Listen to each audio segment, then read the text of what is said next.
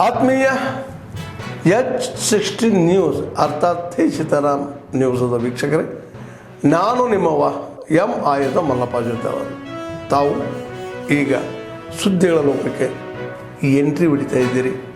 ಈ ಸುದ್ದಿಗಳನ್ನು ಪ್ರತಿಯೊಂದು ನೋಡೋ ಜೊತೆಗೆ ನಿಮ್ಮ ಅಭಿಪ್ರಾಯಗಳನ್ನು ಹಚ್ತಾ ಇರಿ. ಯಾಕಂದರೆ ಈ ಸುದ್ದಿಗಳು ನಿಮಗಾಗಿ, ನಿಮ್ಮ ಬದುಕಿಗಾಗಿ, ನಿಮ್ಮ ವೈಚಾರಿಕೆಗಾಗಿ, ನಿಮ್ಮ ತಿಳುವಳಿಕೆಗಾಗಿಯೂ ನಿಮಗೂ ಗೊತ್ತು. ಜೊತೆಗೆ ನಮಗೂ ನಿಮ್ಮೊಂದಿಗೆ ಇದೊಂದು ಮಾತಾಡುವಂಥ ಜೊತೆಗೆ ಸುದ್ದಿಗಳನ್ನು ಬಿಡುವಂಥ ಕೆಲಸ.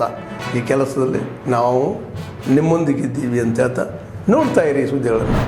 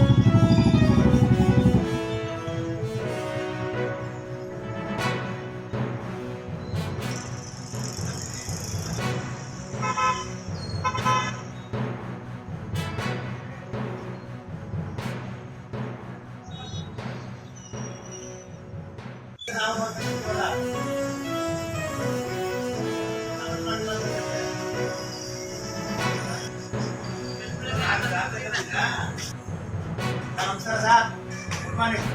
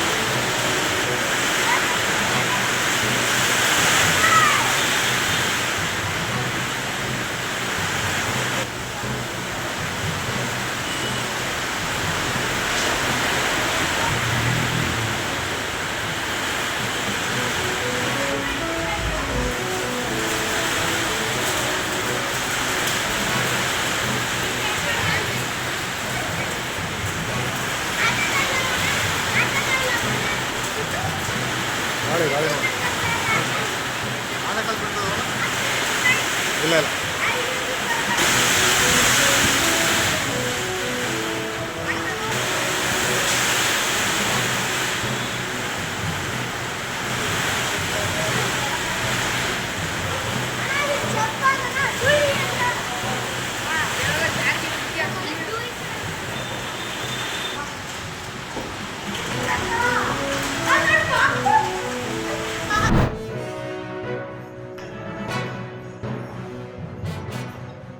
ಇನ್ಯಾರಿಲ್ಲ ಪರ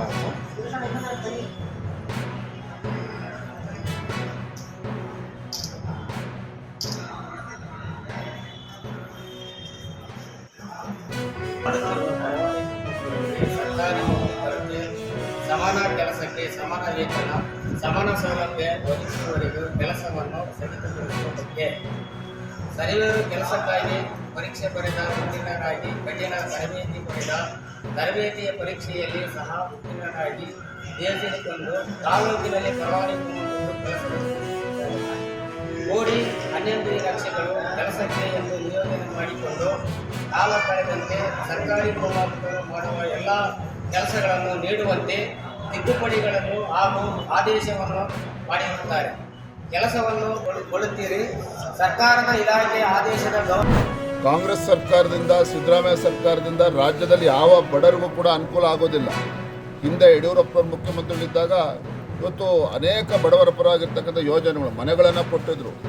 ಇವತ್ತು ಗಂಗಾ ಕಲ್ಯಾಣ ಯೋಜನೆ ಎಲ್ಲವೂ ಕೂಡ ಮರ್ತೋಗಿದೆ. ಇವತ್ತು ಭ್ರಷ್ಟಾಚಾರ ಭ್ರಷ್ಟಾಚಾರ ಭ್ರಷ್ಟಾಚಾರ ಬಿಟ್ಟರೆ ಏನೂ ಕೂಡ ಈ ರಾಜ್ಯದಲ್ಲಿ ಸರ್ಕಾರದಲ್ಲಿ ಏನೂ ಕೂಡ ಆಗ್ತಾ ಇಲ್ಲ. ಎಲ್ಲೋ ಒಂದು ಕಡೆ ಸ್ಟೇಟ್ ಸ್ಪಾನ್ಸರ್ಡ್ ಕರಪ್ಷನ್, ರಾಜ್ಯ ಸರ್ಕಾರವೇ ಇವತ್ತು ಭ್ರಷ್ಟಾಚಾರಕ್ಕೆ ಇವತ್ತು ಉತ್ತೇಜನ ನೀಡ್ತಾ ಇದೆ, ಬೆಂಬಲವನ್ನು ನೀಡ್ತಾ ಇದೆ. ಇವೆಲ್ಲವೂ ಕೂಡ BR ಪಾಟೀಲ್ ಅವರ ಹೇಳಿಕೆಯಿಂದ ಗೊತ್ತಾಗ್ತಾ ಇದೆ. ಇವತ್ತು ನಾವು ಕೂಡ ಭಾರತೀಯ ಜನತಾ ಪಾರ್ಟಿ ಇವೆಲ್ಲ ವಿಚಾರಗಳನ್ನು ಇಟ್ಕೊಂಡು ನಾವು ಬೀದಿಗಳನ್ನ ಮತ್ತೆ ಹೋರಾಟವನ್ನು ಕೈಗೊಳ್ತೇವೆ. ಆದ್ಮೇಲೆ ಎಲ್ಲ ಸುದ್ದಿಗಳನ್ನು ನೋಡಿದ್ರಲ್ಲ, ಏನು ಅನಿಸ್ತು ನಿಮಗೆ? ಇದರಲ್ಲೇ ನಿಮ್ಗೆ ಲೈಕ್ ಆಗಿರ್ಬೋದು, ಡಿಸ್ಲೈಕು ಆಗಿರ್ಬೋದು, ಕಾಮೆಂಟ್ ಬೇಡಪ್ಪ ಅಂತೂ ಅನಿಸಿರ್ಬೋದು, ಕಾಮೆಂಟ್ ಮಾಡಬೇಕಪ್ಪ ಅನಿಸ್ಬೋದು, ಶೇರ್ ಮಾಡಬಾರ್ದಪ್ಪ ಅನಿಸಿರ್ಬೋದು, ಅದು ಮಾಡಬೇಕು ಅನಿಸಿರ್ಬೋದು.